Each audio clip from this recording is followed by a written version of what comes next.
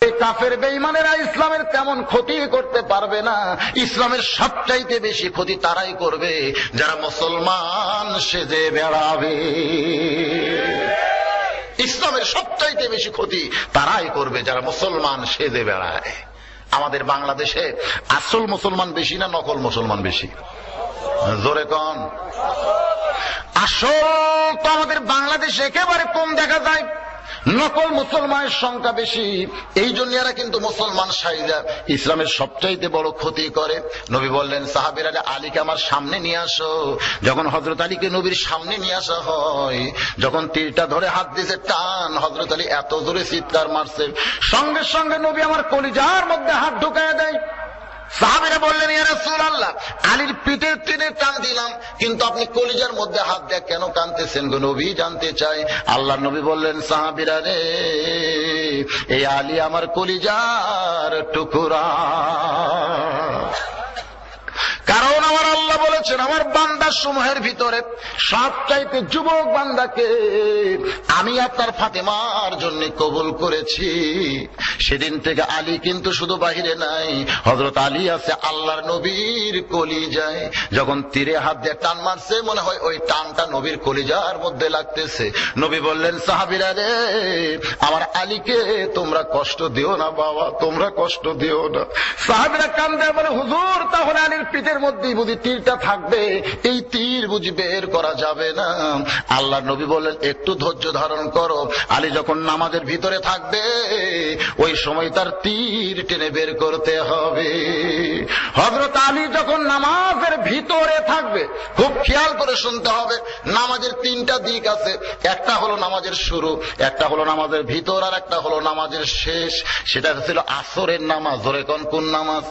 নবী আমার নামাজের ইমামতি করলেন, সাহাবীরা নবীর পিছনে মুসল্লি হয়েছেন।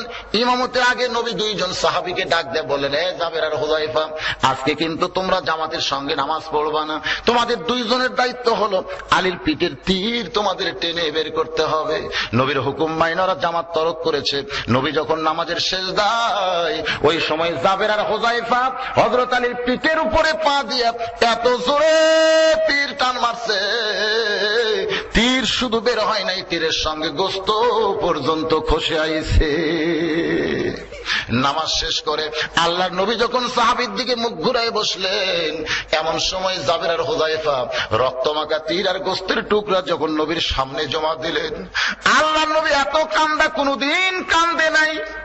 নবী আমার এক হাত গোস্তের টুকরার উপরে দিয়া আর এক হাতে রক্তমাখা তীর নিয়া অঝর নয়নে কান্না শুরু করে দিলেন। সেদিন জাবের বলতেছি, ইয়া রাসূলুল্লাহ, এত কান্দা আপনি কেন কাঁদতেছেন গো, জানতে চাই।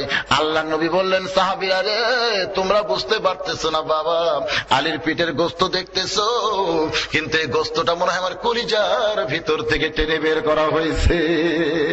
রে আলী, আলী রে, লব্বাইক ইয়া রাসূলুল্লাহ। আল্লাহ নবী তাকায় দেখে হযরত আলী মুস্কি মুস্কি হাসতেছে। জোরে কোন সুবহানাল্লাহ। নবী চমকে গিয়ে বলে, আলী, তীরের শরাটায় হাত দিলি তুমি চিৎকার দিয়ে কাঁদতে, এখন তীর বের হলো, গোস্ত ছিলাইলো, আমি নবী জানতে চাই তুমি আলী তখন ছিলে কোথায়? হযরত আলী এবার ফোঁপায় ফোঁপায় কান্না শুরু করে। আল্লাহ নবী বললেন, এখনই তুমি হাসলে, আবার এখনই তুমি কাঁদতেছো, তোমার বুঝি শরম নাই? হযরত আলী বলে, ইয়া রাসূলুল্লাহ, জানার পরেও যখন শুনতে চান তাহলে শুনে নেন। আমার পিঠ থেকে যখন তীর টেনে বের করেছে, আমার পিঠ থেকে যখন গোস্ত ছিনাইছে, আমি আলী তখন কাবার ভিতরে ছিলাম। সমস্ত সাহাবী চমকে উঠছে। যত সাহাবী মসজিদ নববীর মধ্যে, সমস্ত সাহাবী দাঁড়িয়ে বলে, ইয়া রাসূলুল্লাহ, আমরা সবাই সাক্ষী দিচ্ছি হযরত আলী আমাদের সঙ্গে মসজিদ নববীতে আপনার পিছনে নামাজ পড়েছে। কিন্তু হযরত আলী বলতেছেন, আমি তখন কাবার ভিতরে ছিলাম। আল্লাহর নবী বললেন, এজলিস ইয়া সাহাবী, তোমরা সবাই বসো তো বাবা, তোমরা সবাই বসো। সমস্ত সাহাবী যখন বসে যায়, আল্লাহর নবী ধমক দিয়ে বলেন, আলী, তুমি মনে হয় ভুল বলতেছো, তোমার সাথী ভাই সবাই বলতেছে তুমি মসজিদ নববীর মধ্যে নামাজ পড়েছো, কিন্তু তুমি বলতেছো আমি তখন কাবার ভিতরে ছিলাম। তুমি কাবার ভিতরে কেমনে গেলে আমি জানতে চাই। আল্লাহ নবী বলেন, জানি রে তুমি কাবার ভিতর কেমনে গেলে আমি জানতে চাই। হযরত আলী বলে, ইয়া রাসূলুল্লাহ, জানার পরেও যখন জানতে চান তাহলে শুনে নেন। আপনার পিছনে যখন নামাজের নিয়ত করেছিলাম তখন শরীয়তের দুইটা চোখ আমার সেজদার দিকেই ছিল, আমি সেজদার দিকেই তাকাইছিলাম, কিন্তু এক সময় আমার দুইটা চক্ষু বন্ধ হয়। আমি আল্লাহর শপথ করে বলতেছি, আমার দুইটা চক্ষু যখন বন্ধ হয় আমি তখন দেখতে পাই যেখানে সেজদা দিব এখানে আল্লাহর কাবা ঘর এসে দাঁড়িয়ে গেছে। সমস্ত সাহাবীরা চমকে যায়, সেজদার জায়গায় আল্লাহর কাবা ঘর। এবার হযরত আলী বলে, ইয়া রাসূলুল্লাহ, আমার দুইটা চোখ দিয়ে দরদর করে পানি পড়তেছে। কাবার মালিক আল্লাহ ডাক দিয়ে বলে, আলী রে, তোর নামাজের সাইজ দেখে আমি আল্লাহ কয়েকশো মাইল দূরের কাবা তোর সেজদার জায়গায় হাজির করে দিলাম, এরপরেও তুই কেন কাঁদতেছিস? সুবহানাল্লাহ বলেন।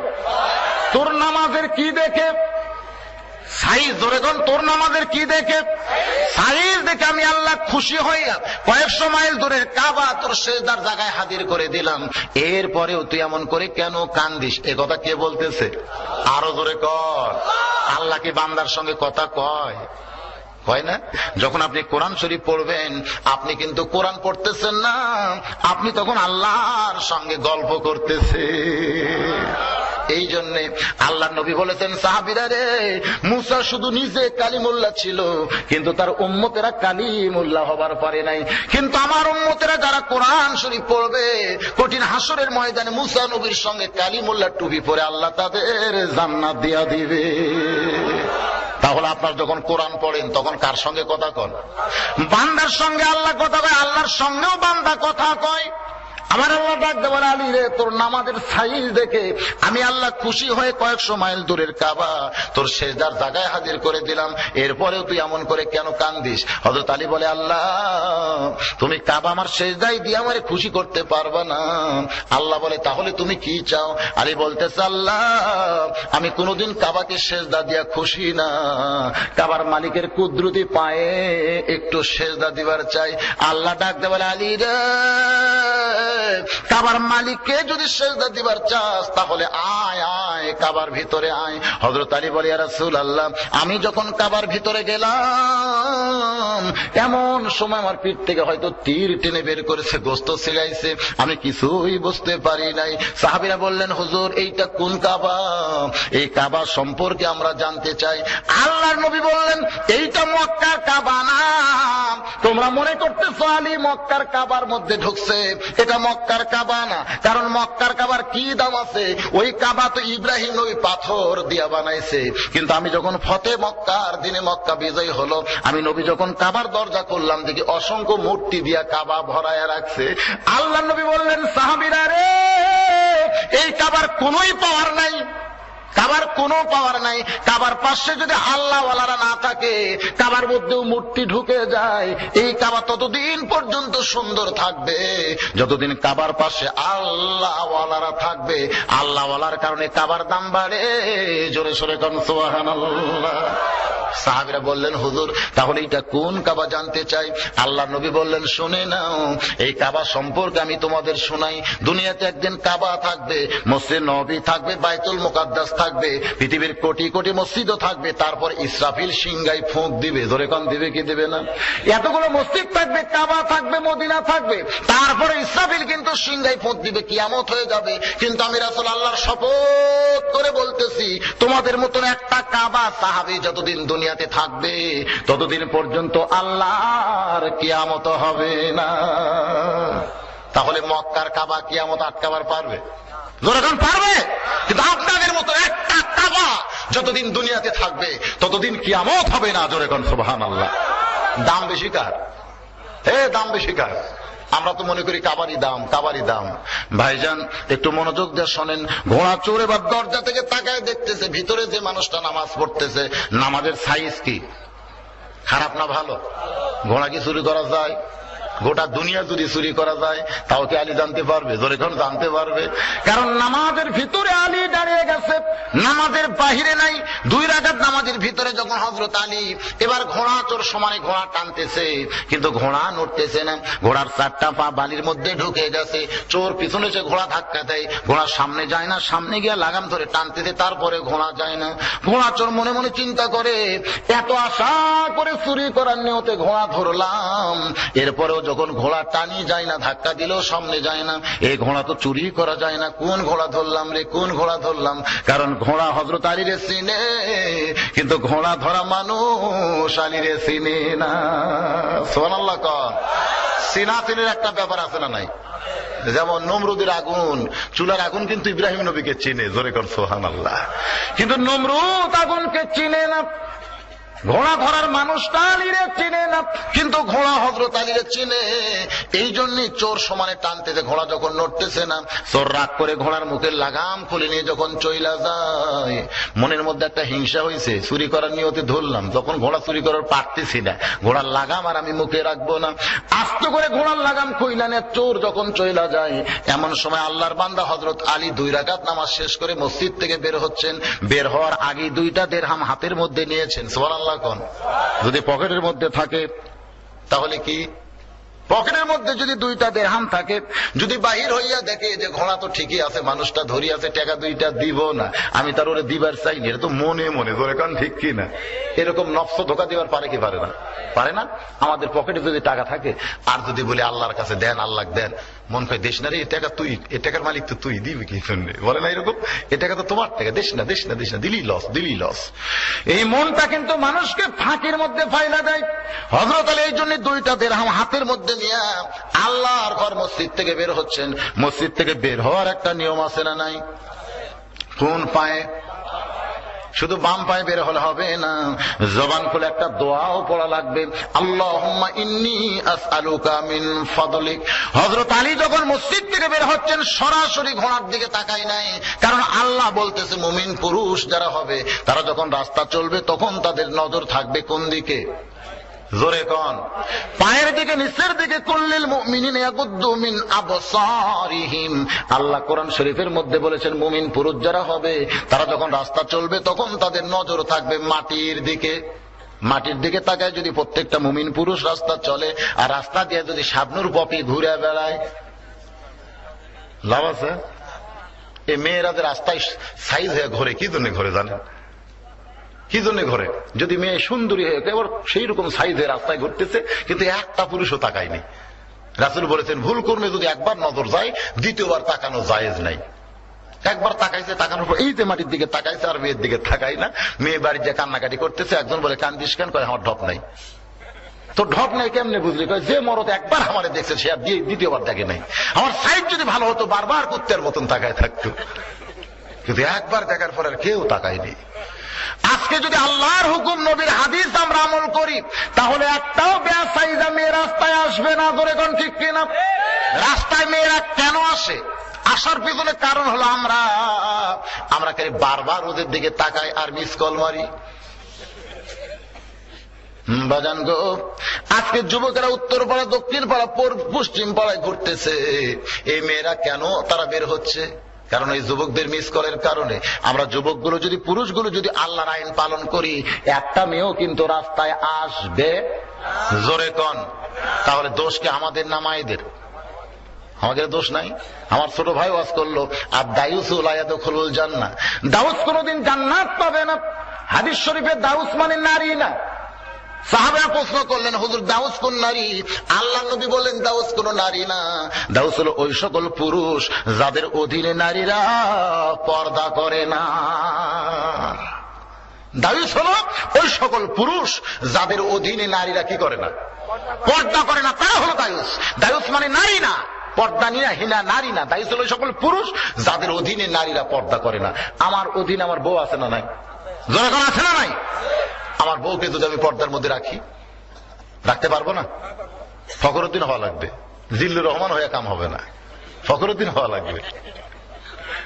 হ্যাঁ, র্যাবের ভূমিকা পালন করা লাগবে। বাড়িতে গিয়ে বউকে বলবেন, এই তুমি আমার বিবি, তোমার জন্য আমি জাহান্নামে যাওয়ার পারবো না, বাড়ির মধ্যে থাকতে হবে, পর্দা নিয়ে বোরকা নিয়ে বাইরে যাইতে হবে, নসেত বাংলাদেশে বইয়ের অভাব পড়েনি।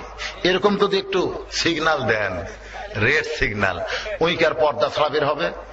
যুবতী মেয়ে যদি আপনার অধীনে থাকে, যতদিন বিয়ে দেন নাই, মেয়েটাই কাছে ডাইকে বলবেন, মা খবরদার তুমি বেপর্দা হয়েও না, আমি তোমার বাবা হয়ে বলতেছি, আমি তোমার বাবা, তোমার কাছে জোড়হাত করি, মা খবরদার বেপর্দা হয়ে তুমি রাস্তাঘাটে যাইবা না। এরকম যদি আমি অনুরোধ করি, তারপরে না মানলে যদি শাসন করি, মেয়ে আমার কথা শুনবে না। কিন্তু আমার বইয়ের দিকে, আমার মেয়ের দিকে আমার কোনো খবর নাই। আমার 5 ফির অফিসে একদিন একটা ভ্যানওয়ালা আব্দুল মজিদ এসে মুসকি মুসকি হাসতেছে। আমি বললাম, আব্দুল মজিদ হাসো কেন? বলে, হাসার কারণ হলো হুজুর, আমার বউ আমাকে আল্লাহর ওলি কয়। আমি চমকে গিয়ে বললাম, আব্দুল মজিদ তুমি ভ্যান চালায় খাও আর তোমার বউ তোমাকে আল্লাহর ওলি কয়, এইটা আমার বিশ্বাস হয় না। বলে, হুজুর আমার মধ্যে আল্লাহ এমন একটা আমল দিছে, যে আমলের কারণে আমার বউ আমাকে আল্লাহর ওলি কয়। আমি বলি, আব্দুল মজিদ রে, সে আমল আমিও করবার চাই, কারণ আমার বউ আমাকে হুজুরই কয় না। ওলি তো দূরের কথা, আমার বউ আমাকে হুজুরই কয় না। যখন ভাত দিবে তখন বলে, সাদিয়ার আব্বা আসেন ভাত খান। যখন বালতি ভরে, সাদিয়ার আব্বা যান গোসল করেন। আমি একদিন রাগ করে বলেছিলাম, এই লক্ষ লক্ষ মানুষ আমাকে হুজুর কয়, আর তুমি বাড়ির বউ হয় হুজুর কইলে কি হয়? আর বউ খালি মুসকে মুসকে হাসি আর কয়, জনগণ আপনাকে চিনে না, এই জন্য হুজুর কয়। কিন্তু আমি আপনাকে চিনি, হুজুর হওয়া এত সহজ নয়। সেই দিন আমি বুঝেছি বউয়ের কাছে হুজুর হওয়া খুবই কঠিন, জনগণ ঠিক কিনা? কিন্তু আব্দুল মজিদ ভ্যান চলায়, ওর বউ নাকি ওকে আল্লাহর ওলি কয়। আমি কইলাম, আমার বিশ্বাস হয় না। কয়, হুজুর সত্য কথা, আল্লাহর শপথ, আমার বউ আমাকে আল্লাহর ওলি কয়। তুমি তাহলে কি আমল কর আব্দুল মজিদ শুনতে চাই। বলে, হুজুর আমার আমল হলো, আমি গত বছর চা খাই না, পান খাই না, বিড়ি সিগারেট কিছু খাই না, 1 টাকা 2 টাকা করে জমায় জমায় 1000 টাকা দিয়ে একটা জামদানি শাড়ি কিনে বউকে দিছি। আমার বউ 1000 টাকার শাড়ি, রিক্সাওয়ালা ভ্যানওয়ালার বউ যদি 1000 টাকার দামের দামদানি শাড়ি পায়, মন খুশি না বেজার? বউ শাড়ি চুমা খায়, বুকত লাগায়, কোন জায়গায় নিয়ে যায় তার ঠিক নেই। যাকে দেখে সব মেয়েকে বলে, আমার স্বামী আমার রিক্সা চলায় খায়, তারপরে 1000 টাকার শাড়ি কিনে দিছে। আমি বললাম, বিবি রে, মানুষের তো অনেক দেখাইলা, এবার শাড়ি পরে আমার সামনে একটু দাঁড়াও। আমার বউটা যখন জামদানি শাড়ি পরে আমার সামনে দাঁড়াইছে, হুজুর আমি যেন চোখ বন্ধ করে দেখি বউটা আমার দুনিয়াতে নাই, বউটা আমার জান্নাতের বাগানে যেন হুর হইয়া ঘুরতেছে। বউটাকে আমি আদর করলাম, বউটা শাড়ি পরে থাকলো, আমি চলে গেলাম বাহিরে। কিছুক্ষণ বাড়িতে পড়াইসা দেখি শাড়ি আর বইয়ের পরনে নাই। আমি বললাম, বিবিরে শাড়ি কি করছো? বলে, তোমার ছোট ভাই কইছে শাড়িটা ভালো না। তোমার ছোট ভাই কইছে শাড়িটা ভালো না। আব্দুল মজিদ কয়, হুজুর আমি হলাম স্বামী, আমার পছন্দের শাড়ি আমার বউকে কিনে দিছি, কিন্তু দেওরা কইছে শাড়িটা ভালো না। আর ভাবির সে কথা এমন পছন্দ হয়েছে, শাড়িটার পরলই না। আমি বললাম, শাড়িটা ভালো। তোমার কোলে হবে তাই, তোমার ভাই বলতেছে শাড়ি ভালো না, আমি আর পরবই না। শাড়ি কার জন্য? স্বামীর জন্য না দেওয়ার জন্য? জোরে কোন কার জন্য? কিন্তু দেওরা কইছে ভালো না, আর বউটা আমার শাড়ি পরলই না। এই বছর রমজানের প্রথম দিকে আমার বউ বলতেছে, স্বামী গো আমার শাড়ি আমি কিনবার চাই, আমার 1000 টাকা দেন, আমি মার্কেটে গিয়ে শাড়ি কিনবো, আপনার শাড়ি কেনার আর কোনো দরকার নাই। আমি আব্দুল মজিদ চমকে গেলাম। বর্তমান মেয়েদের মার্কেটে যাওয়ার কোনো পরিবেশ ধরে কোন আছে? আমি বললাম, বিবি রে, মার্কেটে যাওয়ার পারবা না, মার্কেটে যাওয়ার পরিবেশ নাই। বউটা খালি ঘ্যান ঘ্যান করে কান্দে, আর আপনার শাড়ি আমি নিব না, আমার শাড়ি আমি কিনবার চাই। আমি তখন দৌড়ে গিয়া দরজা লাগালাম, আমার বাড়ির দরজাতে একটা তালা মারলাম। আমার বউটা বলে, তালা মারছো কেন? বলে, একটু দেরি করো। আমি দৌড়ে গিয়ে কোদাল হাতে নিলাম, বারান্দায় মারছি চোট। আমার বউ চিল্লায় বলে, স্বামী গো দরজা বন্ধ করে বারান্দায় চোট মারলে কেন? আমি বললাম, মোর মানুষ মরলে বহু কবর বাহিরে খুঁড়েছি, কিন্তু আজকে জীবিত মানুষের জন্য কবর তার বাইরে খোলা যায় না, এই জন্য বাড়ির মধ্যে কবর খুঁড়তেছি। বউ বলে, কোন জীবিত মানুষকে কবর দিবা? বলে, তুই আমার বউ হইয়া মার্কেটে যাওয়ার চাস, তোরে কবর না দেওয়া পর্যন্ত আমার কলিজার মধ্যে শান্তি নাই। এই জন্য আবার যখন চোর ধরছি, হুজুর আমার বউ দৌড়ে এসে আমার 2টা পা চাইপা ধরে বলে, এখনই শাড়ি এনে আমি পরতেছি, এবছর শাড়ি দেওয়া লাগবে না, দুনিয়ার কারো পছন্দের দরকার নাই, আপনি যা বলবেন আমি তাই। বউটা যখন পা ধরে সমানে কাঁদতেছে, আমি আস্তে করে কোদাল ফাইলা দিলাম। আমার বউটা একটু দূরে গিয়ে মুসকি মুসকি হাসতেছে। আমি বললাম, বিবিরে তুমি কি পাগলি হয়ে গেলে? এখনই কানলে আবার এখনই হাসতেছে। আমার বউটা বলে, স্বামী গো এতদিন বিশ্বাস করতাম আপনি আমার স্বামী, কিন্তু কিছুক্ষণ আগে কোদাল দিয়ে যে আমল শুরু করছেন, তখন আমার বিশ্বাস হয়েছে আপনি শুধু স্বামী না, আপনি হলেন আল্লাহ আল্লাহর ওলি। আপনার মতন স্বামী যেই বাড়িতে আছে ওই বাড়ির বউয়ের কোনোদিন বেপর্দা হওয়ার সুযোগ নাই, ওই বাড়ির বউ কোনোদিন মার্কেটে যাওয়ার পারবে না। আমি আব্দুল মজিদ রে, এইটাই বুঝি তোমার আমল? বলে হুজুর আর একটা আমল আছে, মাপে 2 হাত। আমি কইলাম মাপে 2 হাত, সে আমলটা কি? বলে হুজুর আমি রাসূলের সুন্নাত বাড়িতে রাখছি, মাপে 2 হাত একটা লাঠি বানাইছি হুজুর, ওই লাঠিটা আমি আস্তে করে তীরের সঙ্গে দড়ি দিয়ে বাঁধে রাখছি। যখন আমার বউটা এদিক সেদিক ব্যাকা হয়ে হাঁটতেছে, আমার কথার সঙ্গে খুব একটা কথা মিলতেছে না, তখন আমি আস্তে করে লাঠিটা পায়রা নিয়ে আসা, মাথায় সরষের তেল সেই দিন আর আমি দেই না, ওই তেলটা আমি লাঠির উপর দেওয়া শুরু করি। বউটা চমকে বলে, স্বামী গো লাঠি তেল দিচ্ছেন কেন? আমি বলি মনে হয় লাঠি লাগতে পারে, এই জন্যই লাঠি তেল দিয়ে রাখতেছি। বউ জোড়হাত করে বলে লাঠি লাগবে না, লাঠি লাগবে না, যেখানকার লাঠি সেখানে রাইখা দেন। হুজুর এই 2টা আমল আমার বাড়িতে বলবৎ আছে। আমি আব্দুল মজিদের হাত চাইপা ধরে বললাম, আব্দুল মজিদ রে, তোমার বউ শুধু তোমাকে আল্লাহর ওলি কইছে, আজ থেকে যত জায়গায় ওয়াজ করব প্রত্যেকটা জায়গায় বলবো আব্দুল মজিদ আসলে আল্লাহর ওলি। রে আল্লাহর বান্দারা, আমার মা বোনদের জন্য বদরশিদের ওয়াজ দেয়া কোনোদিন পর্দা হবে না। আমার মা বোনদের জন্য পর্দা যদি করতে চান, তাহলে স্বামী হইয়া নিজের বউকে, বাবা হইয়া নিজের মেয়েকে পর্দার জন্য আইন করা লাগবে। ধরে কোন ভাইজান, ঠিক কিনা বলেন? আমার ওয়াজ দিয়ে আপনার বউ পর্দা করবে? কখনোই পর্দা করবে না, কারণ বক্তার ওয়াজ এটা তো আইন না, বক্তার ওয়াজ।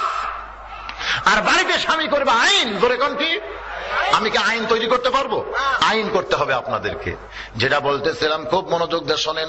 হযরত আলী 2টা দিরহাম হাতের মধ্যে নিয়ে মাটির দিকে তাকায় ঘোড়ার দিকে আসতেছেন, নিয়ত করছেন 2টা দিরহাম ঘোড়া ধরার মানুষকে দিবে। কিন্তু ঘোড়ার কাছে আইসা দেখে ঘোড়া ধরা মানুষ নাই, ঘোড়ার মুখেও লাগাম নাই, ঘোড়া ধরা মানুষ নাই, ঘোড়ার মুখেও। এখন হযরত আলী 2টা দিরহাম কারে দেয়? ঘোড়া ধরা মানুষ নাই, ঘোড়ার মুখেও লাগাম নাই। হযরত আলী বললেন বেকায়দায়, কারণ যে ঘোড়ার মুখে লাগাম নাই সেই ঘোড়ার পিঠে চড়ে কেউ যদি গন্তব্যে যাবার চায়, আপনারা বলেন কি যাইতে পারবে? একই অবস্থা। হযরত আলী চিন্তায় পড়ে গেলেন, এই লাগাম ছাড়া ঘোড়ার পিঠে চড়ে আমি এখন কেমনে যাই, আমি কি করব? বিপদে পড়ে গিয়া ঘোড়ার কানটা ধরে যখন হযরত আলী চিন্তা করেন, এমন সময় দেখতে পায় রাস্তা দিয়ে একজন আল্লাহর বান্দা আসতেছে। সুবহানাল্লাহ বলেন। হযরত আলী মনে মনে চিন্তা করে, আল্লাহ এই 2টা দিরহাম আমার ওই ভাইটার হাতে দিয়া বলবো পাশের একটা বাজার থেকে ঘোড়ার একটা লাগাম কিনে এনে দেন। আমার ভাইটা যদি লাগাম কিনে এনে দেয়, সেই লাগাম ঘোড়ার মুখে লাগায়া আমি ঘোড়ার পিঠে চড়ে দাওয়াতের কাজে যাবার চাই। এই মনে করে হযরত আলী যখন ঘোড়ার পাশে দাঁড়ায় আছে, লোকটা সীমানার মধ্যে আসলেই সালাম দিয়ে তার হাতে 2টা দিরহাম দিবে। এই মনে করে হযরত আলী ঘোড়ার কানটা ধরে দাঁড়িয়ে আছে। হঠাৎ হযরত আলী বেখেয়ালের মধ্যে এমন সময় লোকটা এসে সালাম দিয়ে বলে, আসসালামু আলাইকুম ইয়া আবা হাসান ও হোসাইন। জোরে কোন সুবহানাল্লাহ। ওই লোকটাই হযরত আলীকে সালাম দেয়, আসসালামু আলাইকুম ইয়া আবা হাসান ও হোসাইন। হযরত আলী চমকে উঠে বলে, ওয়ালাইকুম আসসালাম ভাই, আপনি কি আমারে চেনেন? লোকটা বলে, আপনারে চিনে না এমন মুসলমান দুনিয়াতে নাই। সুবহানাল্লাহ বলে, আপনাকে চিনে না এমন মুসলমান দুনিয়াতে নাই। আর আগেরটা কি কইছিল? আপনি কে হুজুর? আর এই লোকটা বলতেছে, আসসালামু আলাইকুম ইয়া আবা হাসান হোসেন, ও হাসান হোসেনের বাপ, আল্লাহ রহমত আপনার প্রতি নাজিল হোক। ধরে কর সুবহানাল্লাহ। বলে, আপনাকে চিনেন এমন মুসলমান দুনিয়াতে নাই। ভক্তি বাড়ে চিনার আগে না পরে। জোরে কন, ভক্তি কখন বাড়ে?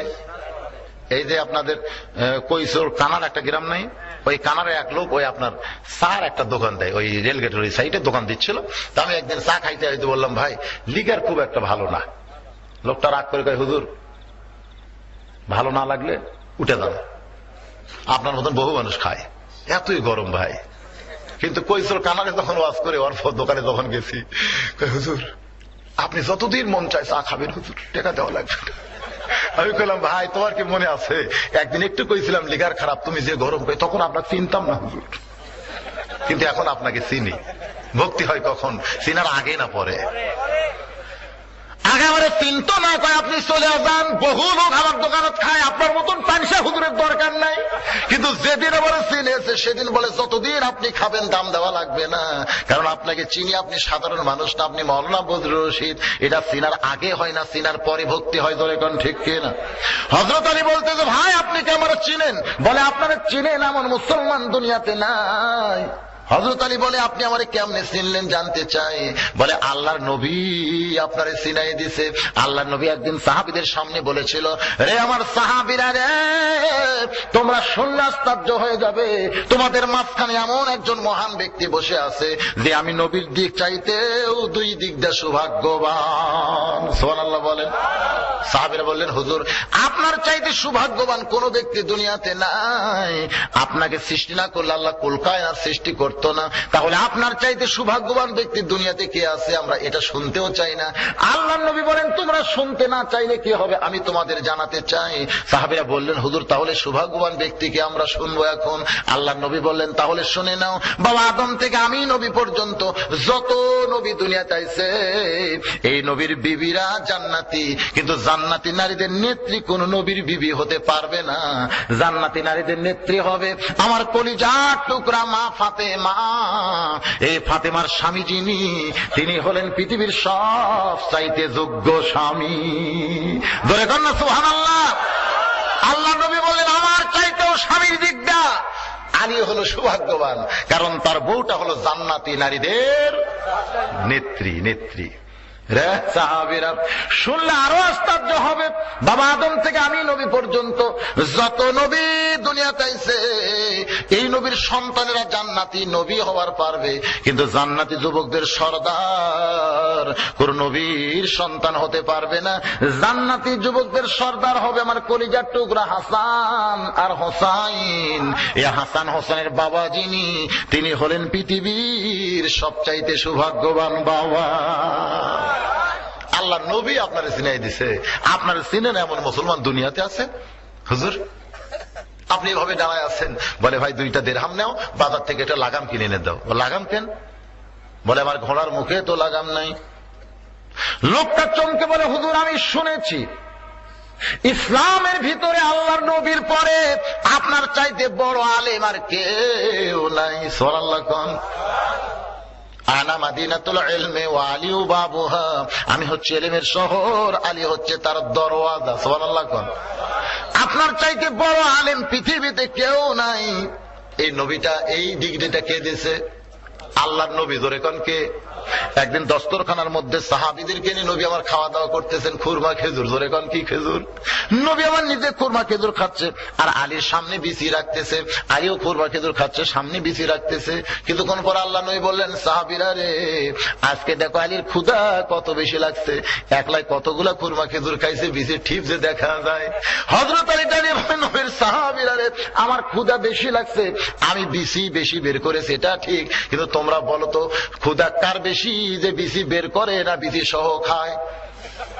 সমস্ত সাহাবী বলতেছে যে বিসি সহ খুরমা খাইছে, তারই ক্ষুধা বেশি। হযরত আলী বলে, তাকায় দেখো নবীর সামনে একটাও বিসি নাই।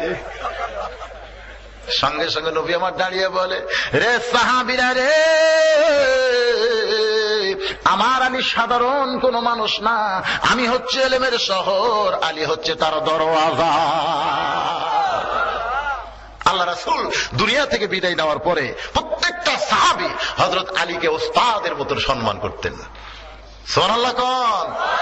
ওস্তাদের সম্মান ইসলামে আছে? ইসলামে আছে, ইসলামে আছে। ইসলামে কিন্তু ওস্তাদের সম্মান আছে। ইসলাম যখন মাদ্রাসার মধ্যে যাবেন তখন দেখতে পাবেন, এখানে শহর থেকে একটা মাদ্রাসা আছে না নাই? ওই মাদ্রাসায় গিয়ে দেখবেন হুজুর কে কেমন ছাত্ররা সম্মান করে। আবার আজিজুল হক কলেজেও যায় দেখবেন ওটিও করতেছে, সাইডে সিগারেট টান মারতে। এক স্যার আমার কইছে, আজিজুল হক কলেজের এক স্যার রহমত আমাদের গ্রামে বাড়িও কইছে, কোনো সম্মান নাই, সিগারেট টানতেছে আর সামনে চলতেছে। যদি কোন শিক্ষক একটু কড়া নজরে তাকায়, 2-4 ছাত্র মিলে আবার পিটনও দেয়। কিন্তু ইসলামে কেমন সম্মান হুজুরকে দেওয়া হয়, উস্তাদকে দেওয়া হয়। নোমান ইবনে সাবিত ছোট্ট একটা ঘটনা শোনেন। যখন মাদ্রাসার ছাত্র উস্তাদ তাকায় দেখে পায়ের মধ্যে জুতা নাই, ওস্তাদ বলে, নোমান রে, মরুভূমির দেশে মাদ্রাসায় তুমি পড়ো, তোমার পায়ের মধ্যে জুতা নাই বাবা, তুমি কি জুতা পরে আসতে পারো না? বালিকা, তো গরম কি তোমার পায়ের তালুতে লাগতেছে না? নোমান কান্দে, বলে হুজুর আমার বাবা এতই গরিব মানুষ, জুতা কেনার কোনো পয়সা নাই, এই জন্যই তো খালি পায়ে মাদ্রাসা আমার আসতে হয়। ওস্তাদ বলে, বাবা তাহলে মাদ্রাসা ছুটি হলে তোমার কামরায় যাইও। মাদ্রাসা যখন ছুটি হয়েছে, নোমান ইবনে সাবেত হুজুরের কামরায় গেছে। ওস্তাদ চোখের তল থেকে এক জোড়া পুরানো কাপড়ের জুতা বের করে বলে, বাবা এই জুতা আগে আমি পায়ে দিতাম, কিন্তু আর পায়ে দেই না, এই জুতা জোড়া তোমার আমি দিয়ে দিলাম, এই জুতা পরে তুমি আগামীকাল থেকে মাদ্রাসায় চলে আসবে, কারণ তোমার পায়ে বালির গরম লাগলে আমি ওস্তাদ বড় কষ্ট পাই। নোমান ইবনে সাবেত কাপড়ের জুতা বগলের মধ্যে নিয়ে বাড়ির দিকে যার চিন্তা করে, যেই জুতা আমার হুজুর পায়ে দিছে, সেই জুতা আমি পায়ে দিলে হুজুরের সম্মানের ক্ষতি হবে। হুজুর যখন আমারে দিতে কইছে, আমি দিবই দিব, তবে পায়ে দিব না। বাড়িতে যাইয়া কাপড়ের জুতা সুন্দর করে পরিষ্কার করে ওই জুতার কাপড় খুলে সারা রাত ধরে নোমান ইবনে সাবেত মাথার টুপি বানাইছে। পরদিন সেই টুপি পরে মাদ্রাসায় চলে আইছে। ওস্তাদ পায়ের দিকে তাকায় দেখে জুতা নাই। মনে মনে ভাবতেছে, আমার পুরান জুতা বলে তুই ঘৃণা করে রাস্তায় ফাইলা দিয়া বাড়িতে গেছিস, আমার পুরান জুতা বলে তুই পায়ে দিলি না। রে নোমান, মাদ্রাসা ছুটি হলে তুই আমার কামরায় যাবি। যেই মাদ্রাসা ছুটি হয়েছে, নোমান ইবনে সাবেত যখন কামরায় যায়, ওস্তাদ চামড়ার চাবুক দিয়ে সমান তালে পিটন শুরু হয়েছে। মারতে মারতে মারতে মারতে এক সময় চামড়া কেটে রক্ত দিয়া যখন নোমানের জামা ভিজে যায়, ওস্তাদ চাবুক ফাইলা দিয়ে বলতেছে, বেটা রে, তোর আমি অত্যন্ত ভালোবাসি, আমার হাতে যদি টাকা থাকতো তোর এক জোড়া নতুন জুতা কিনে দিতাম, কিন্তু বর্তমানে আমার হাতেও টাকা নাই, আমি পুরানো এক জোড়া জুতা তোরে পায়ে দেওয়ার জন্য দিলাম, কিন্তু ঘৃণা করে জুতা পায়ে দিলি না, রাস্তায় ফাইলা দিয়ে মাদ্রাসায় আইছিস, এই জন্যই তোরে যে মারতেছি, তুই যে কিছুই বলিস না। নোমান মুসকি মুসকি হাসার পরে, হুজুর আপনি শুধু আমার পায়ের দিকে দেখেন, একটা বার কে আমার মাথার দিকে আপনি দেখবেন না। ওস্তাদ মাথার দিকে তাকায় বলে, নোমান রে, তুই জুতার কাপড় দিয়ে মাথার টুপি বানাইছিস, একটা বার যদি আমার বলতিস বাবা, আমি তোরে মারতাম না, তোরে মারতাম না, এত মার তোরে দিলাম, তুই যে কিছুই বললি না। নোমান মুসকে মুসকে হাসে আর বলে, হুজুর গত কয়েকদিন আগে আল্লাহর কোরআন পড়ে যখন ঘুমিয়ে গেলাম, কে যেন দূর থেকে আমারে বলতেছে, নোমান রে, আল্লাহর কোরআন শিখতে গিয়া ওস্তাদের হাতে যত জায়গায় পিটন খাবি, ওই জায়গায় জাহান্নামের আগুন কোনদিন স্পর্শ করবে না। হুজুর আমাকে আরো মারেন, মারতে মারতে আমার গোটা দেহ রক্তাক্ত করে দেন, দুনিয়ার পিটন আমি সইতে পারবো, কিন্তু জাহান্নামের আগুন আমি সইতে পারবো না। ওস্তাদ সঙ্গে সঙ্গে বুকের মধ্যে নিয়ে কপালে একটা চুমা দিয়ে বলে, নোমান রে, তুই ওস্তাদকে এত সম্মান দিলি বাবা, আমি তোর জন্য আল্লাহর কাছে দোয়া করি, আল্লাহ যেন জগৎ বিখ্যাত আলিম তোরে বানায় দেয়। এই নোমান ইবনে সাবিত আর কেউ না, ইনি হলেন আমাদের ইমামে আজম আবু হানিফা। এখন বলেন, ইসলামে ওস্তাদের সম্মান আছে না নাই? হযরত আলীকে সকলে ওস্তাদ বিশ্বাস করতেন, এই কারণে তাকে সবাই জ্ঞানী জানতেন। লোকটা বলে, হুজুর আপনি এত বড় জ্ঞানী হওয়ার পরে এই লাগাম ছাড়া ঘোড়া নিয়ে কেমনে বের হলেন জানতে চাই। হুজুর আপনি লাগাম ছাড়া ঘোড়া নিয়ে কেমনে বের হলেন জানতে চাই। হযরত আলী বলেন, ঘোড়ার মুখে লাগাম ছিল, কিন্তু বর্তমানে নাই। বর্তমানে কেন নাই? বলে, এত প্রশ্ন কেন? বল, প্রশ্ন এই জন্য, আপনি সাধারণ মানুষ না, সাধারণ মানুষ হলে এত প্রশ্ন করতাম না, আপনি হলেন জ্ঞানী আলেমদের আলেম। ধরে কারণ সুবহানাল্লাহ, জ্ঞানী মানুষ ভুল করলে সাধারণ মানুষ কিন্তু তারা চুবড়া ধরে, ধরে কি ধরে না ভাই? 12টাতে পার হয়ে গেছে, আর কিছুক্ষণ করবো না, রাত হয়ে যাক না। জ্ঞানী মানুষ ভুল করলে সাধারণ মানুষের চুবড়ে ধরে, এটা আমার জীবনে বাস্তব। আমি 5 ফিট বাজারে এই পকেটে এই পকেটে 200 টাকা রাইখা আমি বাজার করতেছি, আলু বেগুন মরিচ সব কেনা হয়েছে। কেনার পরে তখন পকেটে হাত দিয়ে টাকা নেই। দোকানদার বলতেছে, কি খুঁজতেছেন? বললাম, টাকা ভাই, এই পকেটে টাকা রাখছিলাম তা নাই। হুজুর আপনি ওয়াজ করেন? আমি বলি, হ্যাঁ ওয়াজ করি তো। আপনার ওয়াজ জনগণ শোনে? শোনে তো না। কোন পকেটে টাকা রাখা লাগবে সেটা যে জানে না, তার ওয়াজ জনগণ শোনে? হুজুর এই পকেটের মধ্যে টয়লেট পেপার, মেসোয়াক, চিরুনি এগুলা রাখবেন, আর টাকা রাখবেন এই পকেটে। আপনি এত বড় আলিম হইয়া কোন পকেটে টাকা রাখা লাগবে সেটাই আপনি জানেন না? আপনি ওয়াজ করেন, জনগণ আপনার ওয়াজ শোনে? আমি কইলাম, ভাই টাকা হারাছে আমার, আর তুমি হয়েছে গরম। গরম হবে না মানে? আপনার শিক্ষিত মানুষ কোন পকেটে টাকা রাখা লাগবে তাই জানেন না? আমি দোহাত করে বললাম, ভাই তোমার ব্যাগের সবকিছু ঢেলে নেও, ব্যাগটা খালি আমারে দাও। বলে হুজুর আপনি গোটা দোকান নিয়ে যান, আমার আপত্তি নেই, কিন্তু আপনি এই ভুল করলেন কেন? সাইড থেকে একজন বলতে যে কি হয়েছে রে? আমি দোহাত করে বললাম, ভাই ভাই তুমি যা দেওয়া দিছো অকার খোয় না, ও যদি আবার তেমন দেয়। আমি যখন বাজার নিয়ে 5 স্টেশনের দিকে আইলাম, সবাই বলতে হুজুর আপনার পকেটের টাকা নাকি পকেট পার মারছে। হাই রে সর্বনাশ, যাই শুনতেছে তাই বলতে হুজুর আক্কেল নাই রে, কোন পকেটে টাকা রাখা লাগবে আক্কেল নাই। সেদিন থেকে আমি বিশ্বাস করি জ্ঞানী ব্যক্তি যদি ভুল করে সাধারণ মানুষ তার চুবড়া ধরে। হযরত আলী জ্ঞানীর বাপ ছিলেন, জোরে কান সুবহানাল্লাহ। যার কারণে লোকটা বলে হুজুর এত বড় জ্ঞানী মানুষ হইয়া আপনি লাগাম ছাড়া ঘোড়া নিয়ে কেমনে বের হলেন? হযরত আলী বলতে যে ঘোড়ার মুখে লাগাম ছিল কিন্তু বর্তমানে নাই। বর্তমানে কেন নাই? আলী বলতেছেন পরে বলবো, তুমি 2টা দিরহাম দিয়ে আমার জন্য একটা ঘোড়ার লাগাম কিনে নিয়ে আসো, পরে তোমাকে আমি বলবো। বলে হুজুর আগে বললে একটু ভালো হতো। আলী বলতেছে তাহলে আমার মনে হয় তুমি লাগাম কিনে আনবে না, তুমি এইরকম পেচুক মানুষ, তাহলে বারবার পেঁচাও কেন? বলে হুজুর অবশ্যই আনবো। 2টা দিরহাম হাতের মধ্যে নিয়ে বলে আপনার লাগাম এই জন্যই আনবো যদি হাসরের ময়দানে আল্লাহ আমারে জান্নাত দেয়। জোরে কান সুবহানাল্লাহ। হযরত আলী বলে আমার ঘোড়ার লাগাম এনে দিলে আল্লাহ তোমারে জান্নাত দিবে, এই বুঝটা তোমারে কে দিয়েছে? বলে এই বুঝটা তো আমি পাইছি হযরত ওসমান গনির কাছে। জোরে কান সুবহানাল্লাহ। আল্লাহর নবী যখন বললেন আলী রে আমার ফাতেমাকে বিয়ে করতে গেলে বিবাহের মোহর আদায় করতে হবে, তুমি মোহর স্বরূপ কি দিবে? আলী বলতেছে ইয়া রাসূলুল্লাহ আমার মতন গরিব মানুষ দুনিয়াতে নাই, আমি মোহরনা কোত্থেকে দিব জানতে চাই। আল্লাহর নবী বললেন মাথার হেলমেট বিক্রি করো বাজারে গিয়া, যেটা হবে সেটাই তোমার ফাতেমার মোহর আদায় করতে হবে। তখনই হযরত আলী মাথার হেলমেট হাতে নিয়ে বাজারের দিকে যখন বিক্রি করার নিয়তে দৌড় দেয়, পিছন দিক থেকে ওসমান ডাকতেছে আলী ভাই। হযরত আলী তমকে গিয়ে বলতেছে ওসমান ভাই এমন করে আমার পিছন থেকে কেন ডাকতেছেন জানতে চাই। বলে আপনি যে হেলমেট বাজারে বিক্রি করার জন্য দৌড় শুরু করেছেন, ওই হেলমেট যদি আমি ওসমান কিনি আপনি কি আমার কাছে বেচবেন না? হযরত আলী খুশি হয়ে বলতেছে আপনার মতন খরিদ্দার যদি পাই তাহলে আমি আলীর আর কোনো চিন্তা নাই।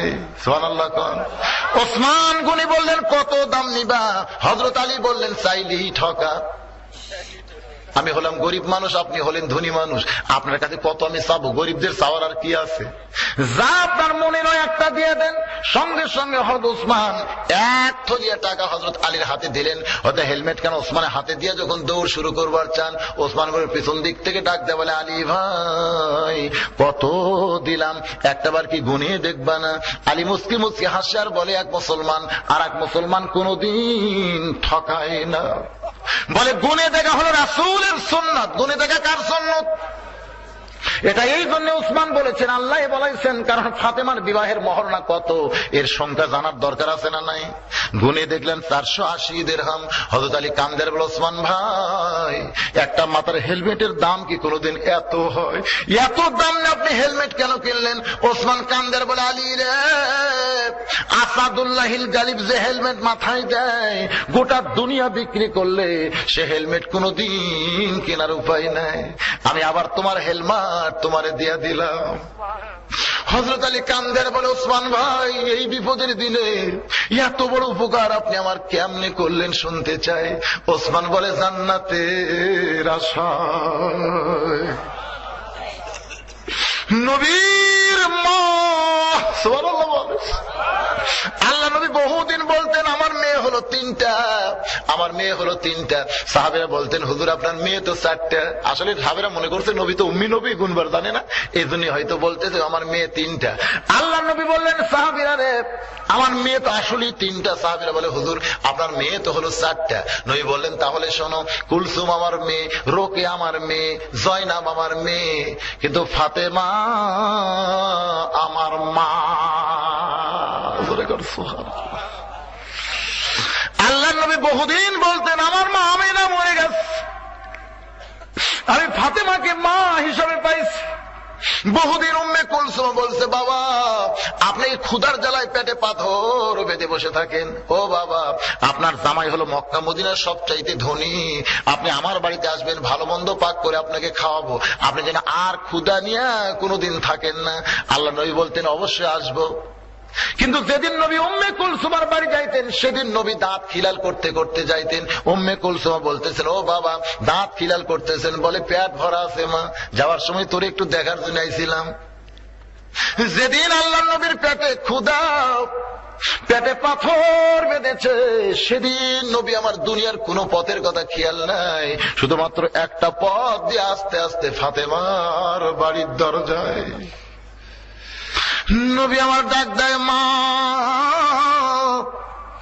আমি তোর ছেলে দরজায় দাঁড়াইছি, মা একটা বারের জন্য দরজা খোল, তোর একটু দেখতে চাই। ফাতেমা কান্দের বলে, বাবা এমন কাপড় আমার পরনে, আমি দরজা খুলতে পারবো না, আপনি ফিরে যান, আপনি ফিরে যান। কারণ যে কাপড় পরে আমি আছি কেমনে আপনার জন্য দরজা খুলি। আল্লাহ নবী মাথার পাগড়ি এক টান দিয়ে খুলে জানলা দিয়া দিয়া বলে, মা এই মাথার পাগড়ি পরে তুই দরজা খোল। ফাতেমা কান্দের বলে, যার জুতার পরশে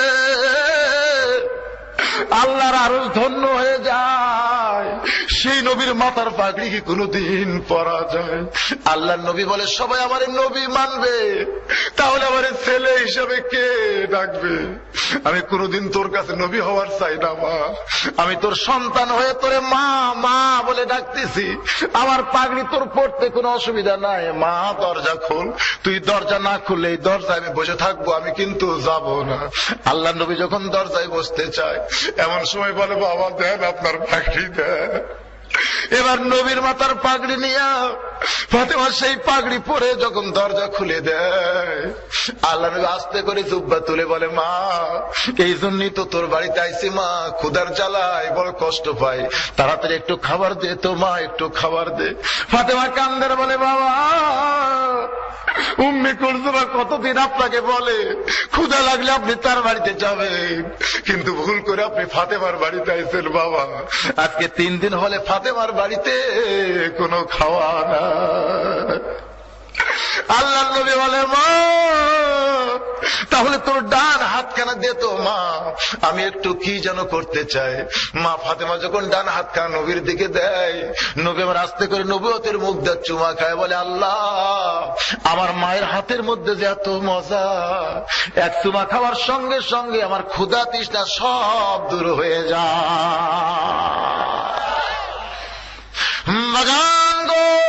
সেই ফাতেমাকে বিয়ে করবে আলী, তার বিবাহের মহরণ স্বরূপ আমি ওসমান একটু উপকার করেছি জান্নাতের আশায়, আমি জান্নাতের আশায় করছি ভাই।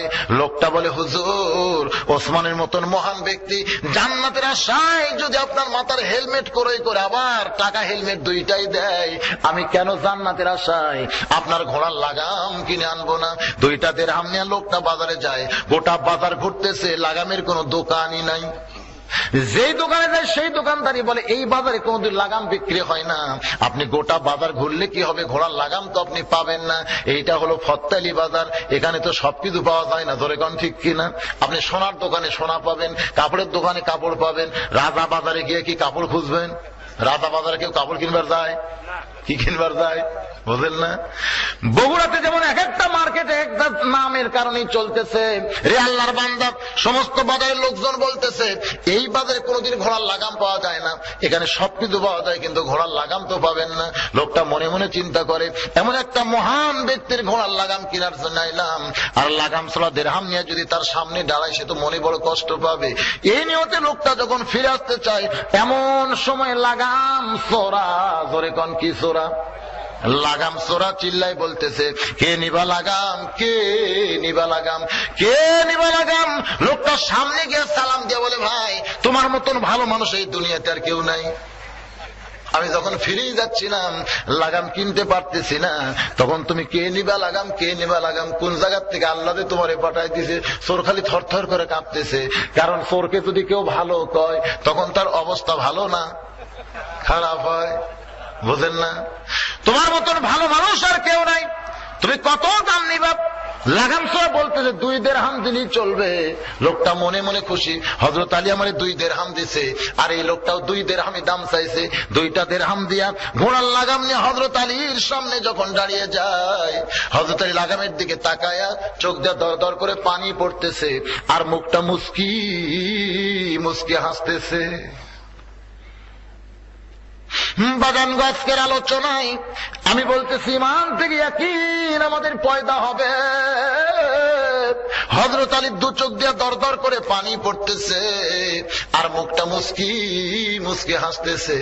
আমার রাসূল বলেছেন, ইত্তাকু ফিরাসাতাল মুমিনিনা ফাইন্নাহু ইয়ানজুরু বিনুরিল্লাহ।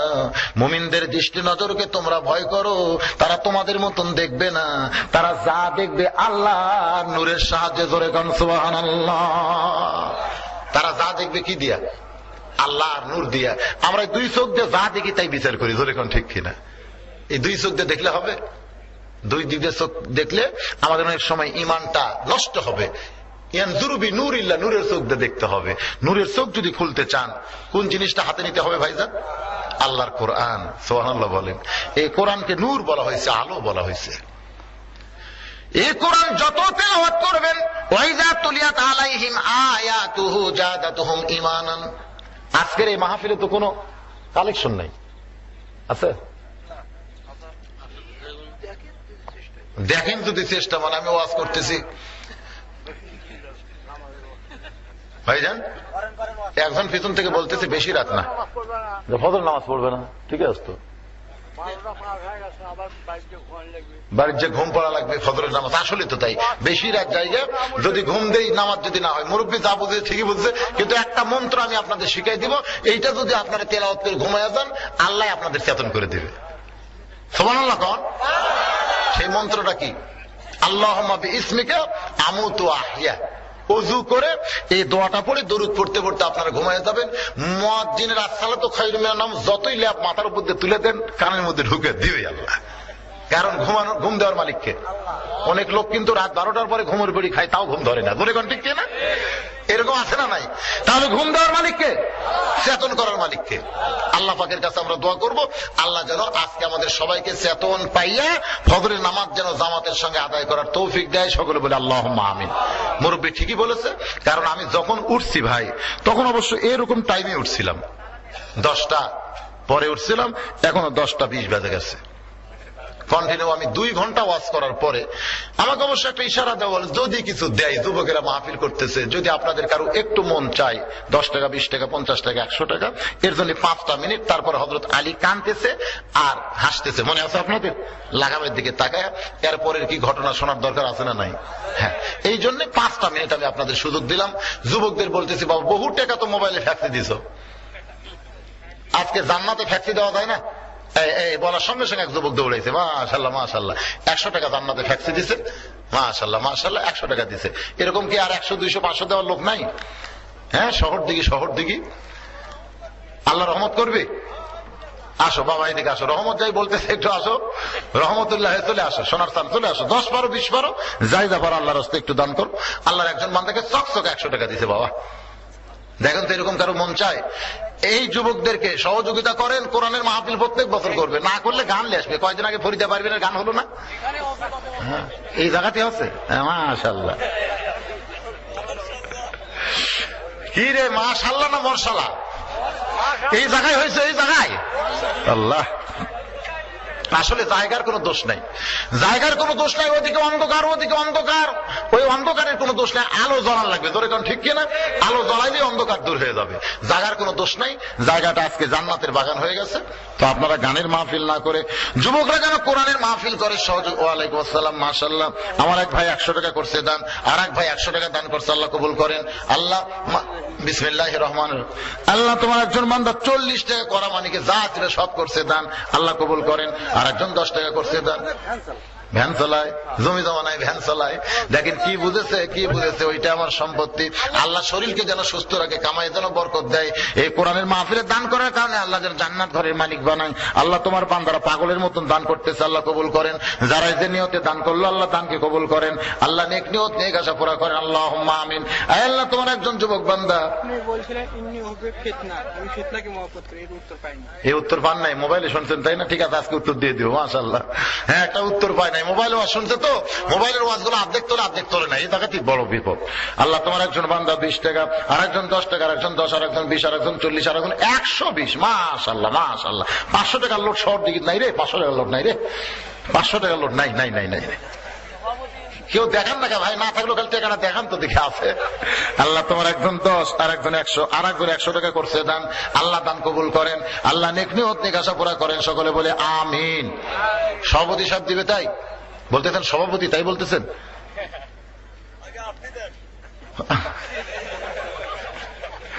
এ শহর দিকের লোক না বাইরের লোক, এরা সব কোন জায়গার লোক? হ্যাঁ, এই দেখেন এই দেখেন এই দেখেন, যুবকেরা ফ্যাক্সি দিচ্ছে। ইচ্ছা করলে মোবাইলের মধ্যে ফ্যাক্সি দেওয়ার পারতো 20 টাকা, কিন্তু দিচ্ছে। আল্লাহ কোরআনের মাহফিলে আল্লাহ যুবকদের ফ্যাক্সি গুলোকে জান্নাতে লোড করে নাও। আল্লাহ জান্নাত ঘরের মালিক। ওয়ালাইকুম আসসালাম। মাশাআল্লাহ, এখন পর্যন্ত কাহালুর লোক এখন পর্যন্ত সবচাইতে উপরে উঠছে। কাহালুর লোক, কাহালু কাহালু বাড়ি হলো কাহালু। দেখেন এই শহর দিকের কেউ পারে নাই, আশেপাশের কেউ পারে নাই, কাহালু থেকে এসে দেখলো হুজুরের কাছে যখন চাইছে, তখন হুজুর এলাকার লোক 300 টাকা করছে দান। আল্লাহ দানকে কবুল করেন। দেখে 300 টাকার উপরে কেউ উঠতে পারে? ওয়ালাইকুম আসসালাম। ওয়ালাইকুম আসসালাম। আল্লাহ তোমার বান্দা অনেকগুলো টাকা করছে দান। আল্লাহ কাহালুর একজন ভাই 300 টাকা করছে দান, আল্লাহ দান কবুল করেন। এগুলো কে দিল বাবা?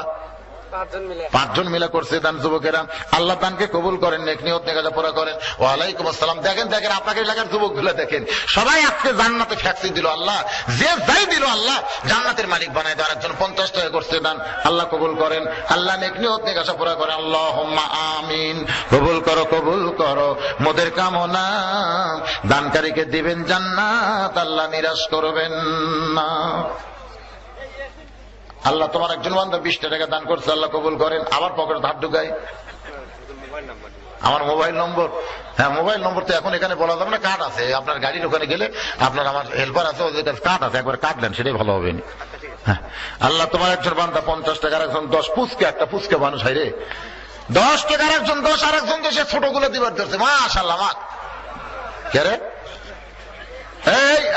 এই শোনো শোনো শোনো, এ কারো থেকে লিয়ে এলেন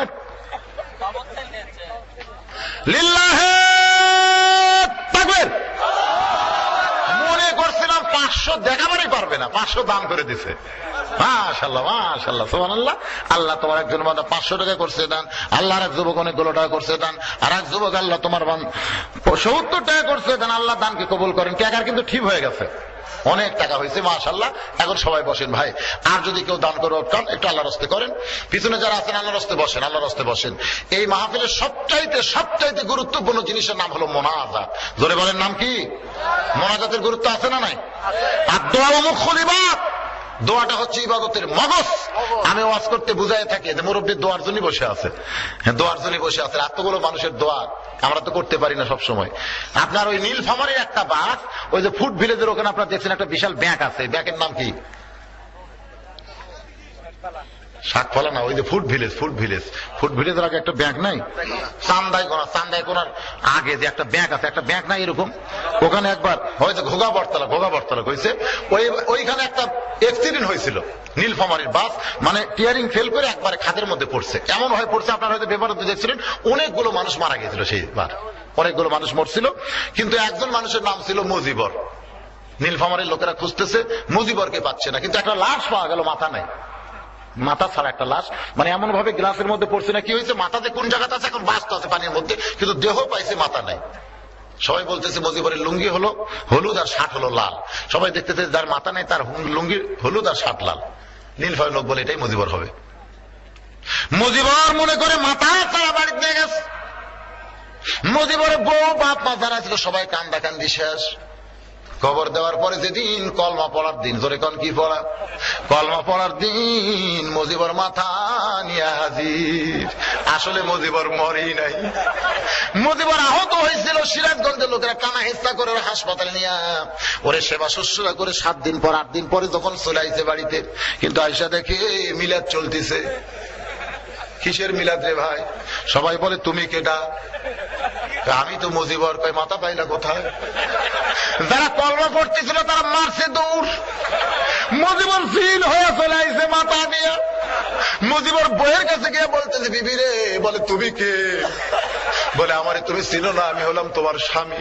ভাই তাহলে মাথা পাইলা কোথায়? তুমি আমার স্বামী না, তুমি যদি আমার স্বামী হয় তোমার তো মাথা নাই, তুমি মাথা পাইলা কোথায়? মায়ের কাছে যাই, মায়া কি কথায় কয়, বাপের কাছে যাই, বাপ কয় বেটারে তুই মাথা পাইলি কোথায়? মুজিবর তখন এক দৌড়ে কবরের কাছে গেছে, এই শয়তান, তোর যদি আজকে মাথা থাকতো তাহলে আমার এত বিপদ হইতো না, কিন্তু তোর মাথা নাই বলে আজকে আমার কত বিপদ, কেউ আমার চিনতেছে না। তার মানে মনে করেন মোনাজাতটা হলো মাথা, যারা মোনাজাত ছাড়া বাড়িতে যাবেন এরা হলো মাথা ছাড়া, ধরে কন কি ছাড়া। আর যারা মোনাজাত করবেন তাদের মাথা আছে রে ভাই। এই জন্য আমি আপনাদের অনুরোধ করতেছি, ঘন্টার পর ঘন্টা মাগরিব থেকে রাত প্রায় 12:30 বাজে গেছে, এত রাত পর্যন্ত যারা ওয়াজ শুনেছেন তারা মাথা ছাড়া মুজিবন না হইয়া মাথাওয়ালা হওয়া লাগবে। আর দোয়া মুখল ইবাদ, দোয়া হচ্ছে ইবাদতের মাথা, ধরে কোন সুবহানাল্লাহ। হযরত আলী বসেন, যারা পিছনে দাঁড়া আছেন বসেন, সবাই আল্লাহর রাস্তায় বসেন। হযরত আলী চোখের পানি বের করে কাঁদতেছে, আর মুখটা মুছতে মুছতে হেসে বলতেছে, যেটা বান্দার জন্য হালাল ছিল সেইটাই কর্মদোষে হারাম করে নিল। সুবহানাল্লাহ কোন। যেটা বান্দার জন্য কি ছিল, হালাল ছিল, সেইটাই কর্মদোষে হারাম করে নিল। লোকটা বলে, হুজুর আপনি কি বললেন আমি বুঝতে পারতেছি না। বলে, একটা হলো ঈমান, একটা হলো ইয়াকিন, ধরে কোন সুবহানাল্লাহ। তার ঈমান বলেছে ঘোড়ার লাগাম চুরি করব, ঘোড়া চুরি করব, এতে সে লাভ পাবে। কিন্তু ইয়াকিন বলতেছে সে কিছুই পায় নাই, বরং সে আরো খারাপই হয়েছে, ধরে কোন ঠিক কিনা। এই 2টা দিরহাম কিন্তু হযরত আলী তাকে দিতই, সে যদি ঘোড়ার লাগাম ধরে থাকতো। কিন্তু 2টা দিরহামই নিল, কিন্তু হালাল হাদিয়া না নিয়া চুরি করার কারণে সেইটা হারাম হয়ে গেল। বাজান রে, আমাদের ঈমান বলে দুনিয়ার বাড়ি দুনিয়ার গাড়ি সব একদিন ছাড়তে হবে, কিন্তু ইয়াকিনের পর্যায়ে আমরা যাইতে পারি না। ইয়াকিনের পর্যায়ে যখন যাব তখন বালতো সিরুনাল হায়াতাদ দুনিয়া ওয়াল আখিরাতু খায়রুম আবকা, বিশ্বাস হয়ে যাবে। আমরা সকলে সে আখিরাতকে বিশ্বাস করব, ইয়াকিনে দৃঢ় বিশ্বাস করে, এই দুনিয়াকে তুচ্ছ জ্ঞান মনে করে আমাদের দুনিয়াতে চলতে হবে। আর দুনিয়াও মাজরাতুল আখিরা, দুনিয়া হচ্ছে আখিরাতের শেষ স্বরূপ। আজকে যারা ওয়াজ শুনলেন, এই ফজরের নামাজ তাদের জন্য পড়ার দরকার আছে না নাই? জোরে করে আছে না নাই? এশা যারা এখনো পড়েন নাই, আমি তাদের পায়ে হাত দিয়ে বলতেছি, যা করছেন করছেন, বাকি জীবন আর করব না, আজ থেকে আমরা নামাজি হয়ে যাব। তাহলে আজকের মাহফিলটা তওবার মাহফিল হবে। আমাদের সকলের গলায় আমার আল্লাহ খুশি হয়ে হেদায়েতের মালা পরায় দিবে। সকলে বলি আল্লাহুম্মা আমিন। ইস্তিগফার পড়েন, আস্তাগফিরুল্লাহ রব্বি মিন কুল্লি জামবি ওয়া তুবু ইলাই, আস্তাগফিরুল্লাহ রব্বি মিন কুল্লি জামবি ওয়া তুবু ইলাই, আস্তাগফিরুল্লাহ। যারা পেছনে দাঁড়িয়ে আছেন অন্তত মোনাজাতের সময় বসেন, বসাটা হলো আদবি। বাবা এতক্ষণ যারা দাঁড়িয়ে আছেন কত কষ্ট, এখন একটু বসেন, বসাটা হলো আদবি, দাঁড়ানো হলো বেদবি। বিশেষ করে মোনাজাতের ক্ষেত্রে আল্লাহর দরবারে আমরা হাত তুলবো, আমাদের চাইতে বড় ফকির পৃথিবীতে আর কেউ নাই। এই জন্য সবাই কয়েকবার ইস্তিগফার পড়ে নি, আস্তাগফিরুল্লাহ রব্বি মিন কুল্লি জামবি ওয়া তুবু ইলাই, আস্তাগফিরুল্লাহ রব্বি মিন কুল্লি জামবি ওয়া তুবু ইলাই, লা হাওলা ওয়ালা কুওয়াতা ইল্লা বিল্লাহিল আলিয়্যিল আযীম। আল্লাহুম্মা সাল্লি আলা মুহাম্মাদিন ওয়া আলা আলি মুহাম্মাদ কামা সাল্লাইতা আলা ইব্রাহিম ওয়া আলা আলি ইব্রাহিম ইন্নাকা হামিদুম মাজিদ।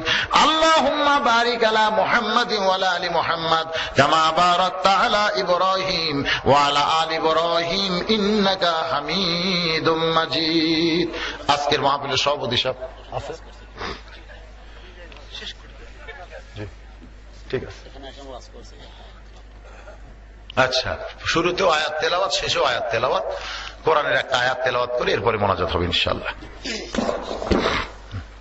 আয়াত তেলাওয়াত করলো এই ছেলেটা, এই আয়াতের মধ্যে অবশ্যই কথাই বলা হয়েছে, সেই কথাটাই উনি বললেন যে অসহায় যারা, ওকে নিচে রাখো, নিচে রাখো, তোমারটাকে এখানে রাখো নিচে। আপনারা যদি পারেন, অন্ধ মানুষ, হাফেজ মানুষ, সবচাইতে বড় মহব্বত হলো সে 30 পারা কোরআনের হাফেজ। আর সবচাইতে যে জিনিসটা আমাদের দেখতে হবে সেটা হলো মাজুর। হ্যাঁ, সোয়াল ও জিল্লাতুন, যদিও বলা হয়েছে সোয়াল করা একটা জিল্লতের কাজ, শরমের কাজ, কিন্তু এ তো সোয়াল করা ছাড়া বুদ্ধি নাই। কিন্তু এই কোরআনের হাফেজ মানুষের দরজায় দরজায় ভিক্ষা করুক, এটা উচিত না। সে আপনাদের এখানে এসে একটু হাদিয়া স্বরূপ যদি আপনারা পারেন, সবাই যদি 2-4 টাকা করে দেন, ও বউ চল নিয়ে খাবে, আপনাদের দোয়া করবে। কারণ আসলে কিছু করতে পারলেও চাইতো না। আপনারা যদি দাওয়াত দিতেন, অন্ধ হাফেজ আব্দুল্লাহ ইবনে কাসেম গাড়ি নিয়ে ঘুরতেছে, সে দাওয়াত পায়, কিন্তু এনাকে কেউ দাওয়াত দেয় না। আপনারা যদি একটু দাওয়াত দেন, হাদিয়া হিসেবে যেটা দিবেন ওটাই ওর জন্য চলবে, কিন্তু আসলে দাওয়াতই মানুষ দিচ্ছে না। এখন কি বুঝে দিচ্ছেন আল্লাহ ভালো জানে। তো ভাইজান, এই অন্ধ হাফেজকে মোনাজাতের আগে আপনারা যদি সবাই পারেন 2-4-10 টাকা করে দান করেন, মাশাআল্লাহ। এই যে অনেকে দান করতেছে, এখানে 100 টাকাও দিয়েছে, 50 টাকাও দিয়েছে, আপনারা দেন। অন্ধ হাফেজ আপনাদের দোয়া করবে। ইস্তেগফার করি সবাই, আস্তাগফিরুল্লাহ জি, মা বোনদের কাছে, মা বোনেরাও যদি পারেন অন্ধ হাফেজকে দান করবেন। ওখানে যদি কেউ যায় হাফেজের জন্য চায় আপনারা দিবেন। সবাই ইস্তেগফার পড়েন। আস্তাগফিরুল্লাহ রাব্বি মিন কুল্লি জামবি ওয়া তুবু ইলাইহি, আস্তাগফিরুল্লাহ রাব্বি মিন কুল্লি জামবি ওয়া তুবু ইলাইহি, আস্তাগফিরুল্লাহ রাব্বি মিন কুল্লি জামবি ওয়া তুবু ইলাইহি, লা হাওলা ওয়া লা কুওয়াতা ইল্লা বিল্লাহিল আলিয়্যিল আযীম।